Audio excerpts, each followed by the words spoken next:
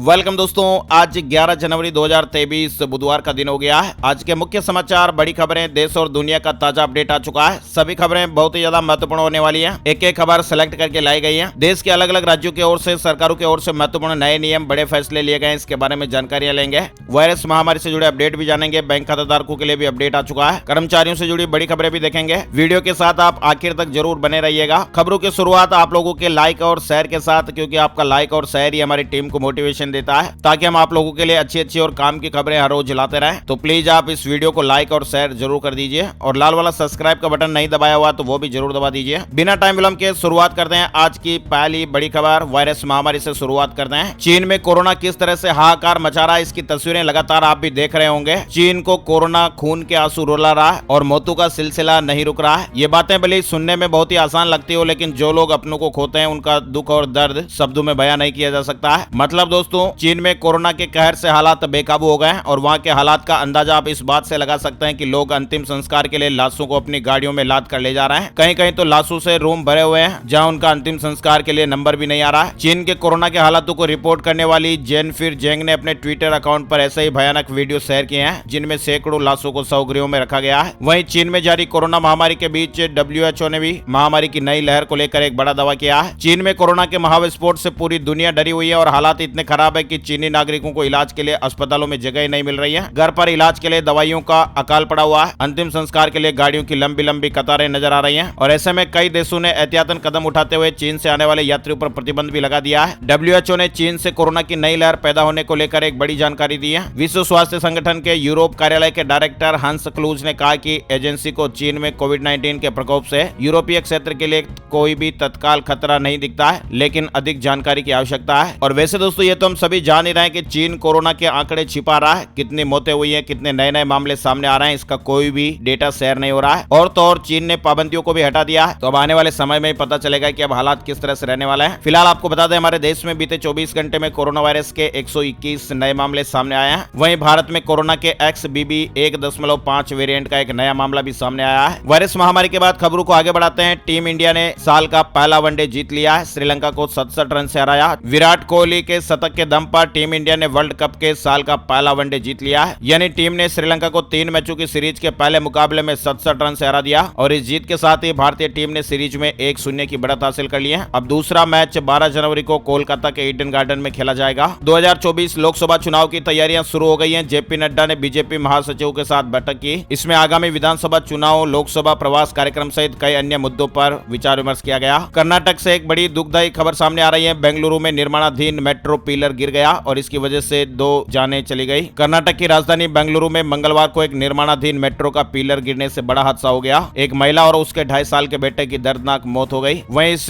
दुखदायक हादसे में महिला का पति और एक अन्य बेटा घायल हुए हैं। जापान से भी आगे निकला भारत। अब चीन और अमेरिका की बारी है। आनंद महिंद्रा भी गदगद हुए हैं। यानी भारत दुनिया की 5वीं सबसे बड़ी इकोनॉमी और तीसरे नंबर पर पहुंचने में उसके अभी थोड़ा टाइम है। लेकिन आपको बता दें, गाड़ियों की बिक्री के मामले में भारत ने जापान को पछाड़ दिया है। पिछले साल देश में 42 लाख से अधिक गाड़ियों की बिक्री हुई है। यानी कि अब केवल चीन और अमेरिका ही भारत से आगे रह गए। भारत में गाड़ियों की संख्या तेजी से बढ़ रही है। जापान को पछाड़कर भारत दुनिया का तीसरा सबसे बड़ा व्हीकल मार्केट बन गया है। वैसे दोस्तों, आपकी पसंदीदा कार कौन सी है, कमेंट करके जरूर बताइएगा। महिलाओं को पीरियड के वक्त मिले छुट्टी, सुप्रीम कोर्ट में गुहार लगाई गई है। सुप्रीम कोर्ट में एक जनहित याचिका दायर करके कहा गया कि महिलाओं को महामारी के समय छुट्टी दी जाए। कहा गया कि महिला स्टूडेंट और कामकाजी महिलाओं को महामारी के वक्त छुट्टी दी जानी चाहिए। इसके अलावा जनहित में यह भी कहा गया कि कई राज्य भी महामारी छुट्टी देते हैं, और याचिकाकर्ता ने कहा कि महिलाओं को इससे वंचित करना उनके समानता के अधिकार का उल्लंघन करता है। अब देखते हैं कि सुप्रीम कोर्ट से इस मामले को लेकर क्या अपडेट आता है। आने वाले वीडियो में हम आपको जानकारी बताएंगे। बैंक ऑफ बड़ौदा के ग्राहकों के लिए बड़ी खबर आई है। बैंक ऑफ बड़ौदा ने लोन को महंगा कर दिया है। 12 जनवरी 2023 से ही नई दरें लागू हो जाएगी। दिसंबर 2022 में RBI के रेपो रेट बढ़ाने के बाद से एक के बाद एक कई बैंक है वो लोन महंगा करते जा रहे हैं, और बैंक ऑफ बड़ौदा का नाम भी अब शामिल हो गया है। ब्याज दरों में 35 बेसिस पॉइंट की बढ़ोतरी करने का फैसला हुआ है। मध्य प्रदेश से जुड़ी बड़ी खबर है। मध्य प्रदेश सरकार की CM तीर्थ दर्शन योजना में बड़ा बदलाव हुआ है। अब छोटे शहरों के यात्री भी इसमें शामिल हो सकेंगे। अब प्रदेश के हर शहर से तीर्थ यात्री रखना जरूरी होगा, और इसको लेकर सभी जिलों के कलेक्टर्स को जिम्मेदारी सौंपी गई है। राजस्थान से जुड़ी खबर, पुरानी पेंशन योजना बहाली को लेकर कर्मचारियों में रोष है।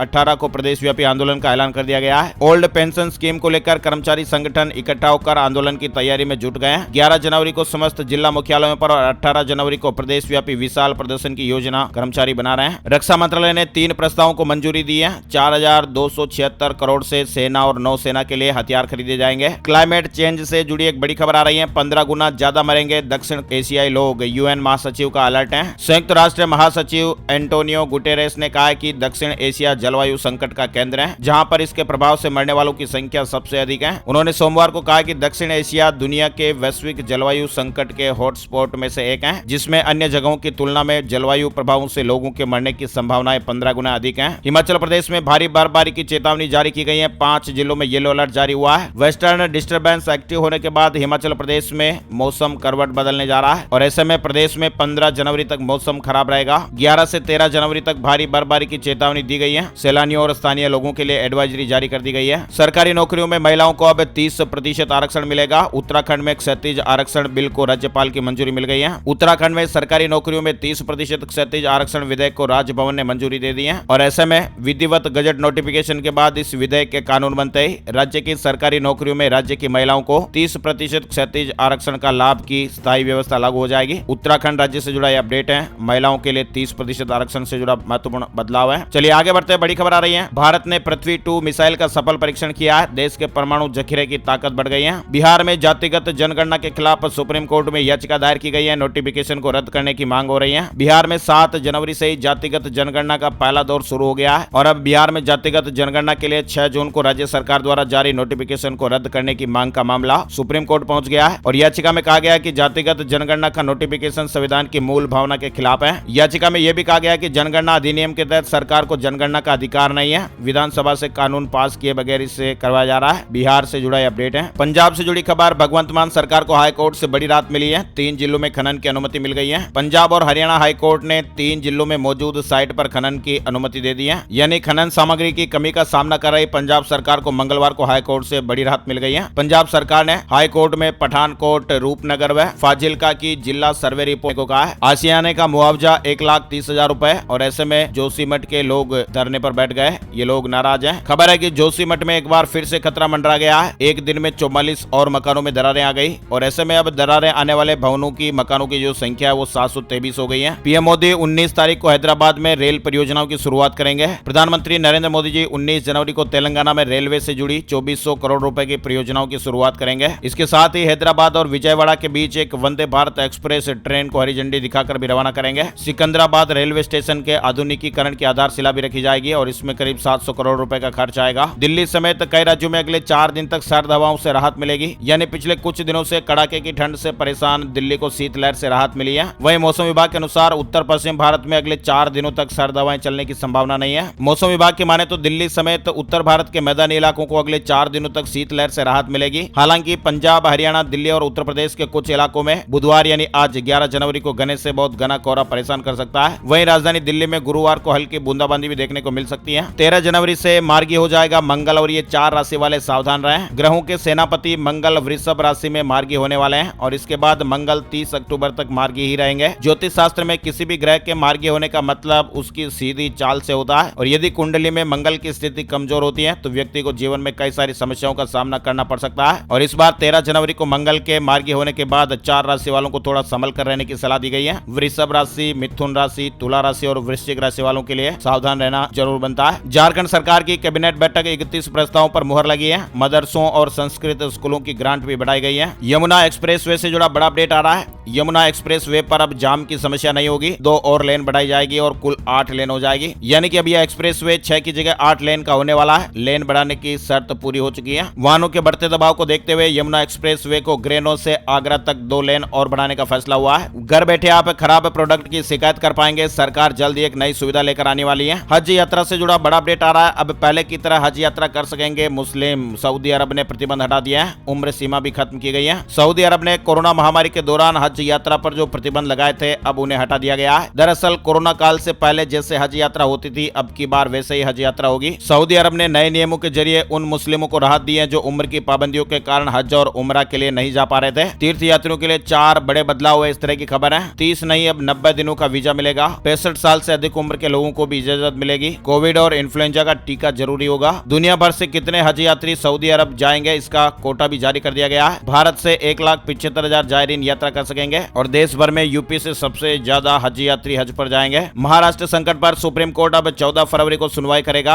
यानी शिवसेना को दोनों गुटों की याचिकाओं पर सुप्रीम कोर्ट ने सुनवाई की नई तारीख 14 फरवरी दी है। फर्जी मस्टर रोल जैसी गड़बड़ियां अब नहीं होगी। मनरेगा के काम की तकनीकी मंजूरी, मस्टर रोल अब ऑनलाइन होंगे। अमेजन सेल का ऐलान हो गया है। नया स्मार्टफोन खरीदना हो या फिर नया टीवी, अमेजन पर अगले हफ्ते नई सेल शुरू होने वाली है। 17 फरवरी से रिपब्लिक डे सेल की शुरुआत होने जा रही है और कई आकर्षक डिस्काउंट का फायदा मिलेगा। बिहार से जुड़ी बड़ी खबर आ रही है। बिहार में रेरा ने नियमों में बदलाव कर दिया है। अब बिल्डरों को 5 साल का हिसाब देना होगा, यानी अब बिल्डरों को अपने नए अपार्टमेंट या टाउनशिप का निबंधन कराने से पहले अपने 5 साल के कामकाज का लेखा जोखा देना होगा। यूजीसी ने एक साथ 2 कोर्स की सुविधा के लिए विश्वविद्यालयों को पत्र लिखा है। वहीं हिमाचल प्रदेश से जुड़ी बड़ी खबर आ रही है। 3000 निराश्रितों को सीएम सुक्खू जी ने पहला तोहफा दिया है। मकर संक्रांति पर इनके बैंक खातों में 500-500 रुपए सरकार की तरफ से डाले जाएंगे। हिमाचल प्रदेश सरकार मकर संक्रांति पर निराश्रितों के बैंक खातों में 500-500 रुपए डालेगी। नोएडा में पेट्स का रजिस्ट्रेशन नहीं कराया तो 1 फरवरी से जुर्माना लगेगा, यानी नोएडा में पालतू जानवरों का रजिस्ट्रेशन नहीं कराने वालों पर जुर्माना लगाए जाने की तैयारियां हो गई है। कुत्ता, बिल्ली, इस तरह से जो जानवर पालते हैं, इनका रजिस्ट्रेशन अब अनिवार्य हो गया है। हाई कोर्ट की लखनऊ बेंच ने उत्तर प्रदेश सरकार को बड़ी राहत देते हुए 7000 महिला स्वास्थ्य कार्यकर्तियों के नियुक्तियों पर एकल पीठ द्वारा लगाई गई रोक हटा दी है। वहीं इंस्टाग्राम में एक बड़ा बदलाव होने वाला है। होम फीड में यह बड़ा बदलाव देखने को मिलेगा। कंपनी अपने होम फीड से शॉपिंग टैब की सुविधा बंद करने वाली है। वहीं इसकी जगह पर अब क्रिएट न्यू पोस्ट टैब को ऐड किया जाएगा। इंस्टाग्राम का यह नया बदलाव अगले महीने से जारी हो सकता है। हालांकि प्लेटफॉर्म से यूजर्स शॉपिंग कर सकेंगे। राजस्थान में होमगार्ड की 3800 से ज्यादा वैकेंसी 8वीं पास अप्लाई कर सकते हैं, परीक्षा नहीं होगी। राजस्थान गृह रक्षा निदेशालय की ओर से होमगार्ड भर्ती के लिए नोटिफिकेशन जारी हुआ है। कुल 3842 पदों पर भर्तियां होगी, इस तरह की खबर है। आवेदन प्रक्रिया फिलहाल शुरू नहीं हुई है। 12 जनवरी 2023 से आवेदन प्रक्रिया शुरू हो जाएगी। वहीं राजस्थान में कॉलेज स्टूडेंट को एक बार फिर राहत दी गई है। आवेदन की डेट बढ़ा दी गई है। एमडीएस यूनिवर्सिटी मेन एग्जाम 2023 से जुड़ी खबर है। बिना लेट फीस 16 तारीख तक अप्लाई कर सकेंगे। आइए दोस्तों बात कर लेते हैं gold price today, silver price today. सोने और चांदी की कीमतों में गिरावट देखने को मिली है। मंगलवार सुबह सोने का भाव 56,148 रुपए प्रति 10 ग्राम पर रहा। वहीं चांदी का भाव 67,964 रुपए प्रति किलोग्राम पर रहा है। आइए दोस्तों बात कर लेते हैं वेदर न्यूज एंड एनालिसिस। संपूर्ण भारत का आज 11 जनवरी 2023 का मौसम पूर्वानुमान। मौसम की जानकारी का ताजा अपडेट आ गया है। स्काईमेट वेदर अपडेट के मुताबिक अगले 24 घंटों के दौरान उत्तर, पश्चिम, मध्य और पूर्वी भारत में न्यूनतम तापमान में और वृद्धि हो सकती है। वहीं अधिकांश जगहों से शीतलहर थम सकती है। वहीं हिमाचल प्रदेश में हल्की बारिश और हिमपात होने का अपडेट है। 11 से 13 जनवरी के बीच हिमपात और हल्की बारिश बढ़ जाएगी। पंजाब, हरियाणा, दिल्ली, बिहार और उत्तर प्रदेश में घने बादल छाए रह सकते हैं। पंजाब, हरियाणा, दिल्ली और उत्तर प्रदेश के पश्चिमी हिस्सों में सर्दी की तीव्रता में कमी आ सकती है। आज के मुख्य समाचार अपडेट में फिलहाल बस इतनी खबरें।